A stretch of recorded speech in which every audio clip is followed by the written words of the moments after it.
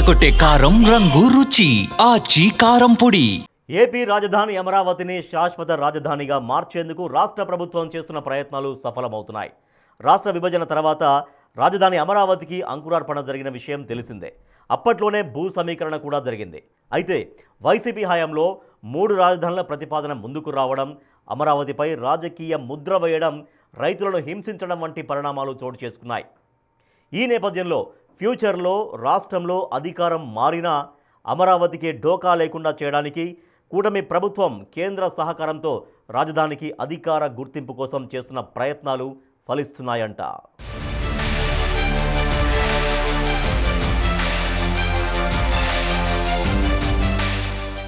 అమరావతి ఆంధ్రప్రదేశ్ రాష్ట్ర రాజధాని.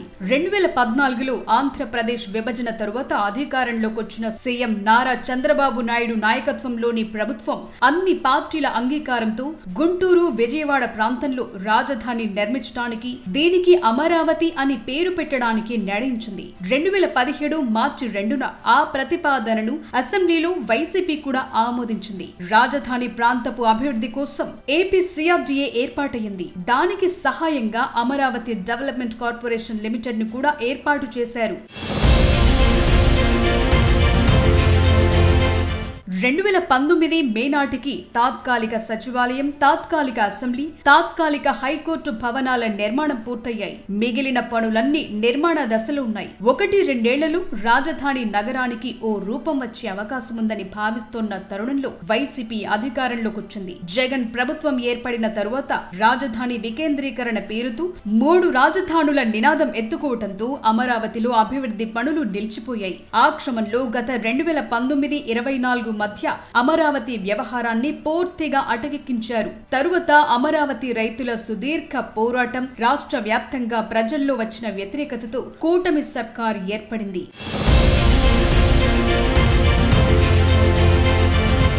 కూటమి రెండోసారి పగ్గాలు చేపట్టాక రెండో దశ భూ సమీకరణ పనులు మొదలయ్యాయి. అమరావతిని మహానగరంగా తీర్చిదిద్దేందుకు ప్రపంచ స్థాయిలో అభివృద్ధి చేసేందుకు ప్రయత్నాలు జరుగుతున్నాయి. అయితే మరోసారి వైసీపీ అధికారంలోకి వస్తే మళ్లీ 3 రాజధానుల పాట పాడుతుందన్న అనుమానాలు సర్వత్రా వ్యక్తమవుతున్నాయి. దానికి తగ్గట్లే జగన్ ఇటీవల అమరావతిపై అక్కసు వెళ్లిగక్కారు. సీఎం ఎక్కడ కూర్చుంటే అదే రాజధానిని కొత్త భాష్యం చెప్పారు. అమరావతిని రివర్ బేసిన్ లో కడుతున్నారని, దీనిపై సుప్రీంకోర్టు జోక్యం చేసుకోవాలని కోరారు.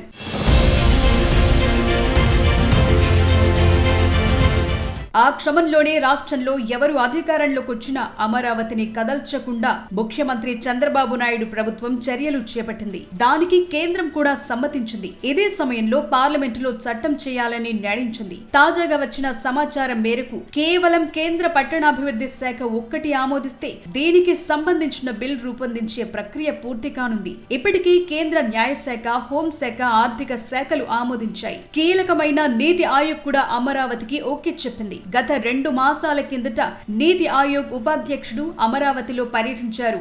ఆయన సమూలంగా అన్ని అంశాలను పరిశీలించి ఓకే చేశారు.